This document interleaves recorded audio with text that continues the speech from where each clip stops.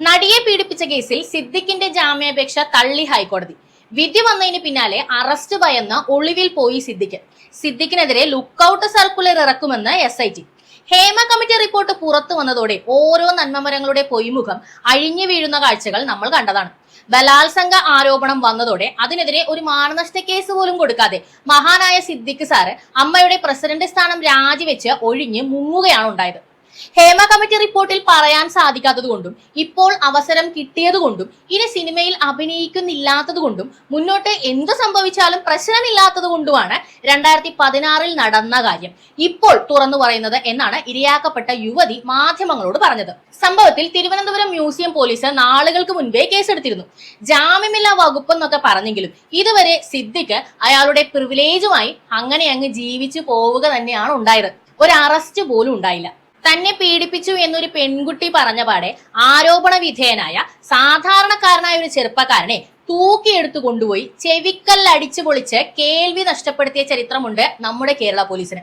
അവസാനം കേസ് കോടതിയിൽ എത്തിയപ്പോൾ പയ്യൻ നിരപരാധി. അവന്റെ പോയ കേൾവി പോയത് തന്നെ. ഈ ചെറുപ്പക്കാരനോടുള്ള ഷോ ഓഫ് ഒന്നും മുകേഷിന്റെയോ സിദ്ദിഖിന്റെയോ കാര്യത്തിൽ കേരള പോലീസിനില്ല. ഇരട്ടച്ചങ്കനല്ലേ ആഭ്യന്തരം ഭരിക്കുന്നത്, പിന്നെ ഈ പ്രമുഖരെയൊക്കെ പേടിക്കാതെ പറ്റുമോ? ആളുകളുടെ കണ്ണിൽ പൊടിയിടാൻ സിദ്ദിഖിന്റെ ബലാത്സംഗ കേസ് അന്വേഷണത്തിന് സ്പെഷ്യൽ ഇൻവെസ്റ്റിഗേഷൻ ടീമിനെ കൊണ്ടുവന്നു. എന്നിട്ടോ സിദ്ദിഖിനെ അറസ്റ്റ് ചെയ്യരുതെന്ന് ഇന്നലെ വരെ ഒരു ഘട്ടത്തിലും കോടതി പറഞ്ഞിട്ടില്ല. അറസ്റ്റിന് ഇന്നലെ വരെ നിയമപരമായ യാതൊരു തടസ്സവും ഉണ്ടായിരുന്നില്ല, ഇന്നുമില്ല. എന്നിട്ട് അറസ്റ്റ് ചെയ്തു SIT. ഈ കേസിലെ പ്രധാനപ്പെട്ട ഇലക്ട്രോണിക് തെളിവുകൾ നശിപ്പിക്കപ്പെട്ടത് FIR ഇട്ടതിന് ശേഷമാണ്. ഫേസ്ബുക്ക് അക്കൗണ്ട് പ്രധാന തെളിവുകളിൽ ഒന്നാണ്. കാരണം സംഭവം നടന്ന 2016 തന്നെ അതേക്കുറിച്ച് സിദ്ദിഖിന്റെ പേരടക്കം എടുത്തു പറഞ്ഞുകൊണ്ട് ഇരയായ പെൺകുട്ടി പോസ്റ്റ് ഇട്ടിരുന്നു.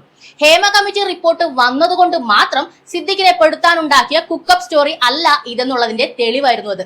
ആ അക്കൗണ്ട് അടക്കമുള്ള എല്ലാ ഇലക്ട്രോണിക് തെളിവുകളും ഈ കാലയളവിനുള്ളിൽ നശിപ്പിക്കപ്പെട്ടു. അത് തടയാൻ SITക്ക് കഴിഞ്ഞില്ല, അല്ലെങ്കിൽ ചെയ്തില്ല. ഇതുവരെ പ്രതിയെ ഒന്ന് ചോദ്യം ചെയ്യാൻ പോലും അവർ മുതിർന്നിട്ടില്ല. കൂടാതെ പ്രതി കുറ്റം ചെയ്തിട്ടില്ല എന്നതിന്റെ തെളിവും സറണ്ടർ ചെയ്യാൻ പ്രതിയോട് SIT ആവശ്യപ്പെട്ടിട്ടില്ല.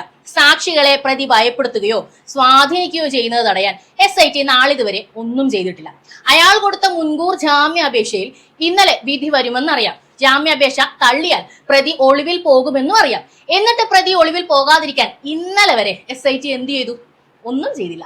ജാമ്യാപേക്ഷയിലെ വാദത്തിൽ പോലും പറയാത്ത പരാതിക്കാരി SITയോട് മാത്രം നടത്തിയ രഹസ്യ വെളിപ്പെടുത്തലുകളും അന്വേഷണത്തിന്റെ വിശദാംശങ്ങളും മീഡിയയ്ക്ക് നന്നായി ചോർത്തിക്കിട്ടി. എങ്ങനെ? ഇതൊന്നും പോരാതെ കേസന്വേഷണം നീതിപൂർവമല്ല എന്ന് പറയാൻ പരാതിക്കാരിക്ക് സ്വയം അഭിഭാഷകനെ വെച്ച് ബഹുമാനപ്പെട്ട കോടതിയെ സമീപിക്കേണ്ടി വന്നു.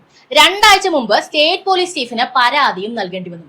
ഒടുവിൽ കുറേയേറെ പോരാട്ടങ്ങൾക്ക് ശേഷം ക്രിമിനൽ കേസന്വേഷണത്തിൽ തെളിവുകൾ ശേഖരിക്കാനുള്ള ഗോൾഡൻ മണിക്കൂറുകൾ നഷ്ടപ്പെടുത്തിയിട്ട് നാളെ കുറ്റപത്രം കൊടുക്കാൻ പോവുകയാണ് SIT.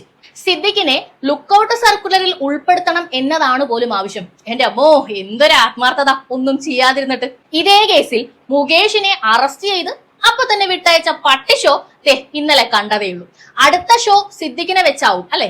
ഇതുവരെ ഇല്ലാത്ത ഹേമ കമ്മിറ്റി ഇപ്പോഴുണ്ടായത് പിണറായി വിജയൻ എന്ന ഇടതുപക്ഷ മുഖ്യന്റെ ഇരട്ടച്ചങ്ക് കൊണ്ടാണെന്നാണ് കമ്മികൾ തള്ളിക്കൊണ്ട് നടക്കുന്നത്.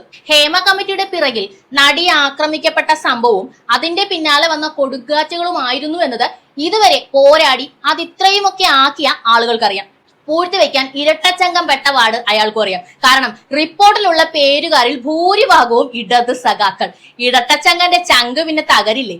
നടിയെ കാറിൽ തട്ടിക്കൊണ്ടുപോയി പീഡിപ്പിച്ച പ്രതിയായ പൾസർ സുനി പറഞ്ഞത് കേട്ട് വേറെ യാതൊരു തെളിവുമില്ലാതെ ദിലീപിനെ അറസ്റ്റ് ചെയ്ത് 90 ദിവസം ജയിലിലിട്ട സർക്കാരാണ് ഇപ്പോൾ നടനും CPIM MLAയുമായ മുകേഷിനെതിരെ പീഡനത്തിനിരയായ നടി പരാതി നൽകിയിട്ടും പ്രഥമദൃഷ്ട്യ കേസിനും അറസ്റ്റിനുമുള്ള തെളിവുകൾ ഉണ്ടായിട്ടും ഒന്നും ചെയ്യാതെ ഇരിക്കുന്നത്.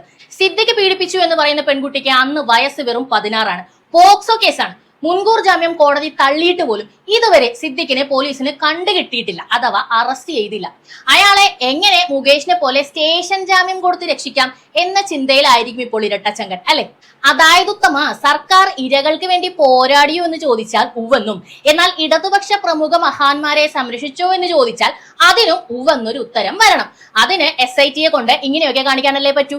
രഞ്ജിത്താണേൽ രാജിവെച്ചൊഴിഞ്ഞു. മുകേഷ് MLA ആയിരുന്നുകൊണ്ട് തന്നെ അറസ്റ്റിലായി, അപ്പൊ തന്നെ ജാമ്യവും കിട്ടി.